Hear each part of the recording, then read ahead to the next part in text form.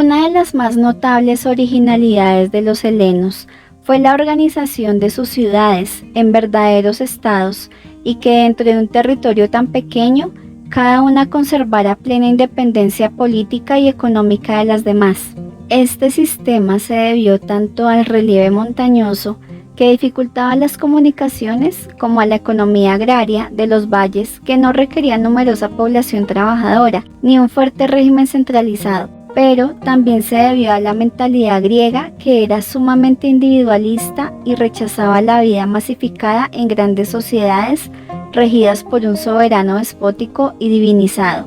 Por eso la polis fue no solamente la ciudad del griego, sino su comunidad, donde se realizaba como individuo y como miembro de un estado. Por la defensa y prosperidad de su polis, el griego luchó siempre con valentía.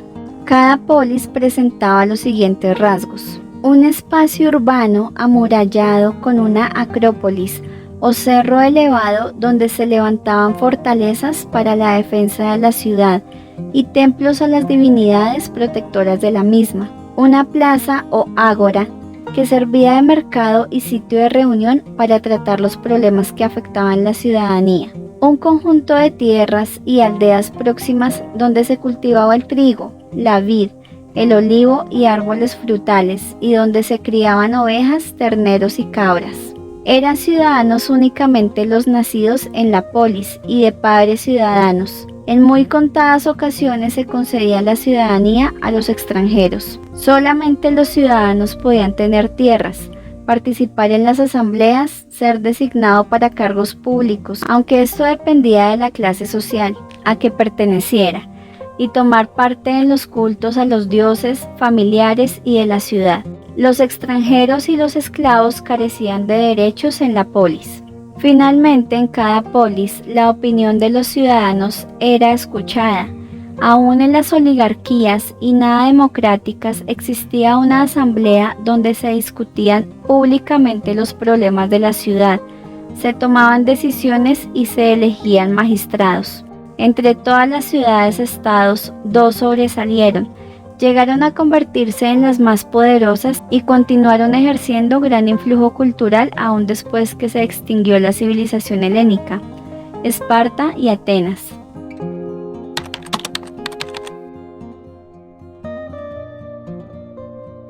Esta ciudad fue fundada por los dorios en el Peloponeso, la península al extremo sur de Grecia. Más que una polis como las demás, Esparta estaba formada por varias aldeas y por su ubicación geográfica en el rico valle de Eurotas. Fue una potencia agraria que solo en sus comienzos se interesó por el comercio marítimo. Los aguerridos espartanos conquistaron gran parte del Peloponeso, convirtiendo a los habitantes aqueos en esclavos, y ejercieron gran presión sobre las demás poblaciones de la península, ya que Esparta presidía una liga de ciudades de la misma, que se creó en el siglo VI a.C. De esta manera, los espartanos crearon una estructura social, donde solamente ellos eran ciudadanos y dominaban sobre grandes mayorías de artesanos y comerciantes, o sea, los periecos, que pagaban fuertes impuestos, y sobre miles de esclavos que trabajaban la tierra, o sea, los hilotas. A los ciudadanos les estaba prohibido todo tipo de trabajo y debían dedicarse exclusivamente al servicio militar. El Estado era el único propietario de las tierras y los esclavos, y se los adjudicaban a las familias, pero éstas no podían vender ni repartir los lotes, ni los esclavos recibidos.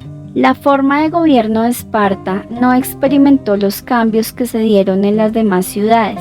Allí no hubo oligarquías ni tiranías. A la cabeza del gobierno estaban 2 reyes vitalicios y hereditarios, que dirigían el ejército y el culto y presidían al consejo, que es conocido como Jerusía. Este lo formaban solamente 28 ancianos vitalicios de más de 60 años encargados de elaborar las leyes. La asamblea, conocida como apella, votaba los proyectos de ley que le proponía el consejo, pero en ella no había discusión.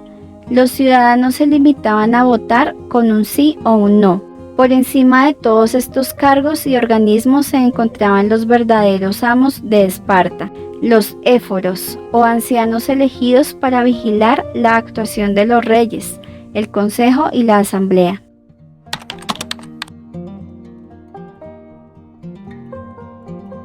Desde el nacimiento del niño comenzaba la preparación para la ruda vida del cuartel.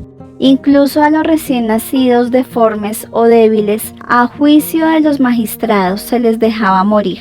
La cuna era un escudo, y desde los 7 años pasaban a vivir en cuarteles donde les formaban un cuerpo vigoroso y atlético, a base de natación, carreras, prácticas de lucha y boxeo. Se les entrenaba para soportar el frío y las penalidades, pues se les obligaba a llevar una sola vestidura, aún en el invierno, y a caminar descalzos. También se les inculcaba la astucia enseñándolos a robar comida, pero el que fuera sorprendido recibía varios azotes por quedar al descubierto. Desde los 20 años el espartano ingresaba al ejército y permanecía en el mismo hasta los 60 años. Aunque a los 30 tenía obligatoriamente que contraer matrimonio, sus deberes militares le impedían hacer vida hogareña. Las mujeres recibían desde pequeñas una esmerada formación atlética y practicaban iguales ejercicios rudos que los hombres. Debían ser saludables y fuertes para tener hijos sanos. En lo intelectual, tanto a los hombres como a las mujeres solamente se les enseñaba a leer y escribir. En cambio, el canto era un elemento esencial en la formación, y todos los ejércitos militares se realzaban entonando himnos y canciones patrióticas. De esta manera, Esparta tuvo el ejército más poderoso de toda Grecia. Con él mantuvo sometidas a las poblaciones del Peloponeso, y se enfrentó heroicamente a los persas en las guerras médicas.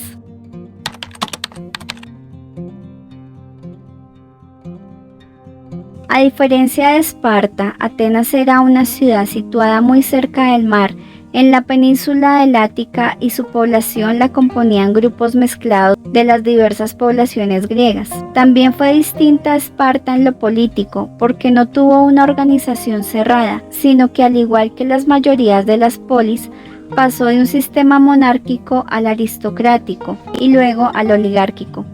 Pero ninguna ciudad como Atenas logró establecer una democracia tan ejemplar. El proceso democrático lo inició Solón en el 594 a.C.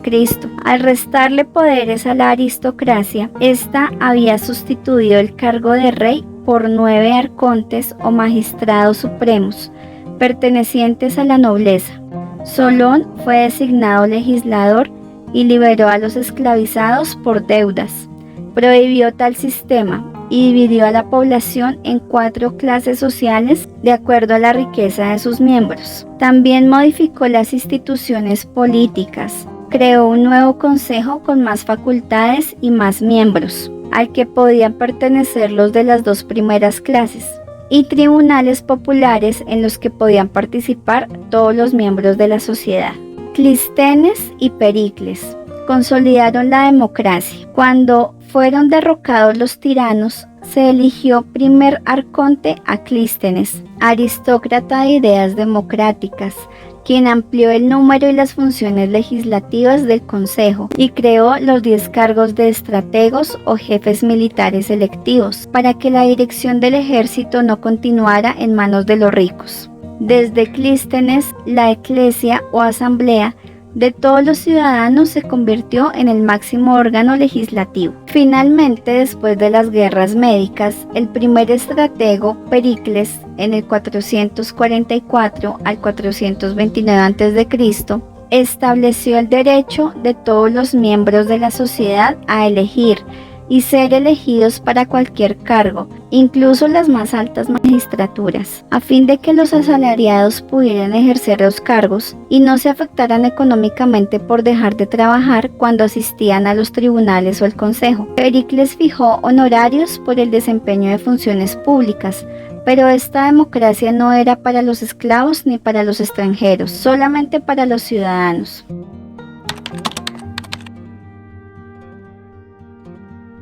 A pesar de su posición marítima, Atenas no fue de las ciudades colonizadoras del periodo arcaico. Su expansión naval y mercantil comenzó después de las guerras médicas, por haber sido la polis vencedora de los persas a través de la Liga de Delos, que ella presidía y de las que formaban parte 200 ciudades. Esta posición y la cuota que pagaba cada polis de la Liga fueron aprovechadas por Pericles para embellecer a Atenas y crear un imperio colonial en las costas del Egeo.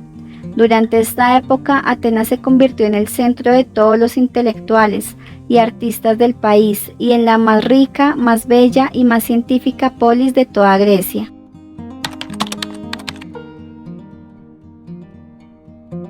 Mientras en Esparta el ciudadano era un soldado toda su vida, en Atenas se le preparaba para ser un ciudadano capacitado y útil a su comunidad.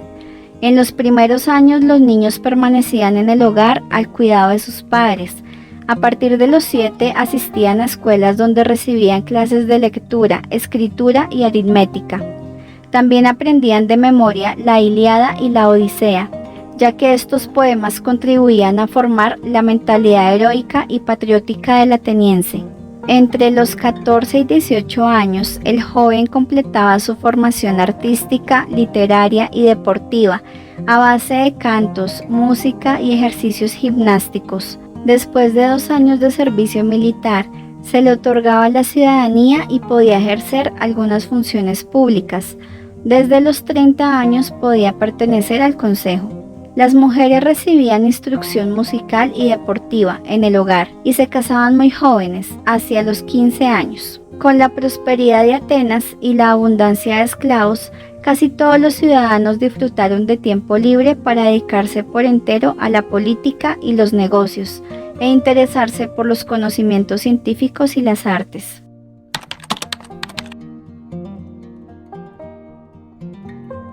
A finales del siglo IV a.C., el poderío de Esparta en el Peloponeso y el de Atenas entre las ciudades del Egeo aumentaron el recelo y la rivalidad que siempre había existido entre ambas ciudades.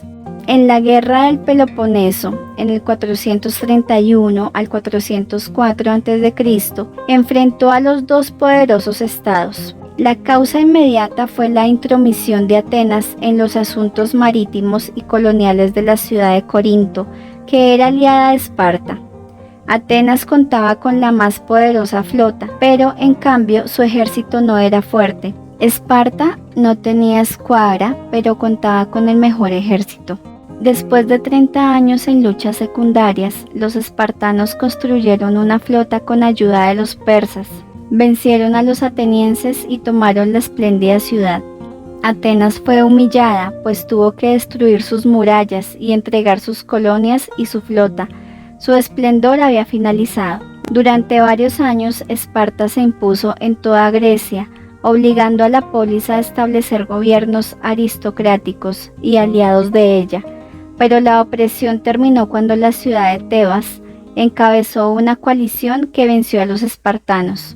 Sin embargo, Tebas no pudo mantener su control sobre la totalidad de Grecia.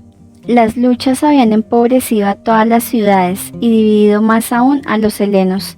En este estado de decadencia, el país no tardaría en caer bajo la dominación extranjera. Si este video ha sido útil para ti, no dudes en regalarme un like. Y si te ha interesado este tipo de contenido, suscríbete y activa las notificaciones. Comparte con las personas a quien consideres que lo necesitan.